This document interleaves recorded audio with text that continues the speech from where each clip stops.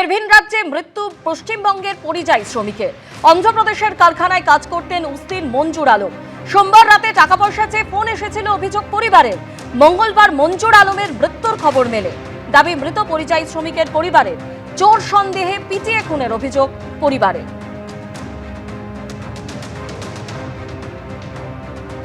আমি আছি উস্তির রঙ্গিলাবাদ গ্রাম পঞ্চায়েতের বিষ্ণুপুর গ্রামে।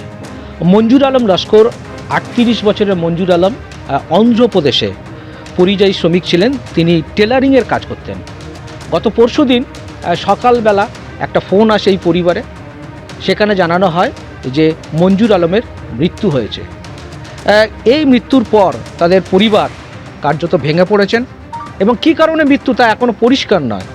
তারা নানা রকম কথা শুনতে পেয়েছেন, কিন্তু এই ঘটনার পর ডায়মন্ড হারবার জেলা পুলিশ তারা অন্ধ্রপ্রদেশের সাথে পুলিশের সাথে যোগাযোগ করেন এবং তাদের সাথে যোগাযোগ রেখে জানতে চাইছেন এবং গতকাল তার দেহের ময়নাতদন্ত হয়েছে। তিনি একদম অভাবী পরিবারের, মানে যে বলা যেতে পারে পরিযায়ী শ্রমিক, এবং তার বাড়ির এই যে অবস্থা তা দেখতেই পাচ্ছেন। একটা ভাঙাচোরা বাড়ি, তার বৃদ্ধ মা রয়েছেন, তার স্ত্রী এবং 2 কন্যা।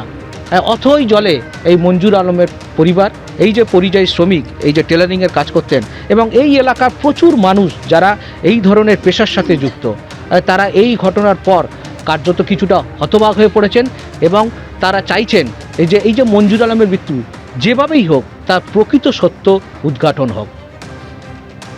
উস্তি থেকে গৌতম মণ্ডল, এবিপি আনন্দ। পরিবারের তরফে যে অভিযোগ করা হচ্ছে যে চোর সন্দেহে ওই পরিযায়ী শ্রমিককে পিটিয়ে খুন করা হয়েছে। অন্ধ্রপ্রদেশের কারখানায় কাজ করতেন উস্তিন মঞ্জুর আলম। সোমবার রাতে টাকা পয়সা চেয়ে ফোন এসেছিল অভিযোগ পরিবারের, আর মঙ্গলবার মঞ্জুর আলমের মৃত্যুর খবর মেলে। পরিবারের তরফে কি অভিযোগ করা হচ্ছে শুনুন।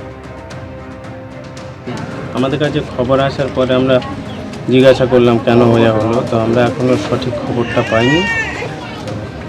পুলিশ আমাদের কাছে কাল রাতে এসেছিলেন, পুলিশ আমাদের সহযোগিতা আছেন, তো প্রশাসন যেভাবে নিয়ে যাবেন আমরা সেভাবে। তো ওখানে বলেছিল আমার ভাবিকে যে 30,000 টাকা দিতে হবে। কত পাঠিয়েছিল?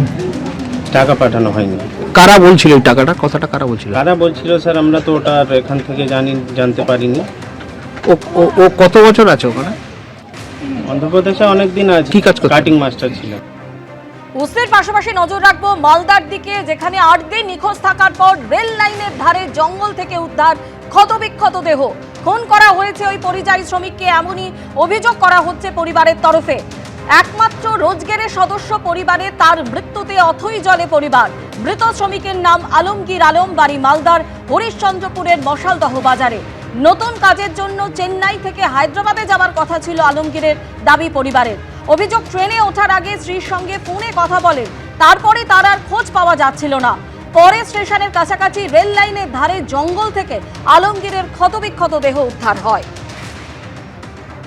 আমাদের প্রতিনিধি সমক লাহিড়ী এই মুহূর্তে আমাদের সঙ্গে রয়েছেন। সমক, এই ঘটনা সম্পর্কে কি জানতে পারছো? পরিবারের তরফে কি অভিযোগ করা হচ্ছে? দেখো, মালদার হরিশ্চন্দ্রপুর থানার মশালদা বাজারের বাসিন্দা এই আলমগীর আলম বেশ কয়েক মাস আগে তিনি গেছিলেন তামিলনাড়ুর চেন্নাইতে, সেখানে শ্রমিকের কাজ করতে। গত 8 দিন আগে তিনি তার স্ত্রীকে ফোনে জানান যে তিনি ট্রেনে উঠেছেন এবং তিনি হায়দ্রাবাদে যাচ্ছেন, সেখানে অন্য কোম্পানিতে তিনি শ্রমিকের কাজ করবেন। এরপর থেকে তার কোনো হদিশ পাওয়া যাচ্ছিল না। বেশ 2-3 দিন কথা না বলার পর থেকে পরিবারের লোকজন খোঁজ শুরু করে। এরপর তামিলনাড়ু পুলিশের পক্ষ থেকে জানানো হয় যে তার মৃতদেহ, ক্ষতবিক্ষত মৃতদেহ রেল লাইনের পাশে, অর্থাৎ চেন্নাই শহর থেকে বেশ কিছুটা দূরত্বে রেল লাইনের পাশে একটি জমিতে পাওয়া গেছে। পরিবারের অভিযোগ তাকে খুন করা হয়েছে। এটা খুন না দুর্ঘটনা, গোটা ঘটনা তদন্ত শুরু করেছে তামিলনাড়ু পুলিশ। এই ঘটনায় এলাকায় শোকের ছায়া নেমে এসেছে আর শুরু হয়েছে রাজনৈতিক চর্চা। বিজেপির পক্ষ থেকে দাবি করা হচ্ছে এই রাজ্যে কোনো কাজ নেই, যেই কারণে এই রাজ্যের শ্রমিকদেরকে প্রতিদিন, বিশেষ করে মালদা জেলার শ্রমিকদেরকে বিভিন্ন রাজ্যে কাজ করতে যেতে হচ্ছে। কখনো তাদেরকে হেনস্থা হতে হচ্ছে, কখনো খুন হতে হচ্ছে, কখনো দুর্ঘটনার শিকার হতে হচ্ছে। পাল্টা তৃণমূলের পক্ষ থেকে দাবি করা হয়েছে সমস্ত কেন্দ্রীয় প্রকল্পের টাকা বন্ধ করে রেখেছে কেন্দ্রীয় সরকার, যেই কারণে এই রাজ্যে কর্মসংস্থানের অভাব হচ্ছে এবং এই রাজ্যের শ্রমিকরা যখন বাইরে যাচ্ছে, কখনো ভাষার কারণে তাদের নিগৃহীত হতে হচ্ছে, কখনো দুর্ঘটনার শিকার হচ্ছে, কখনো খুন হচ্ছে। আর এই রাজনৈতিক চর্চার মাঝে অসহায় পরিবার এখন মাথায় হাত পড়েছে তাদের, কারণ পরিবারে একমাত্র রোজগার ছিল এই আলমগীর। এখন তাদের সংসার কিভাবে চলবে? স্বর্ণালী, ধন্যবাদ। এবিপি আনন্দ, এগিয়ে থাকে, এগিয়ে রাখে।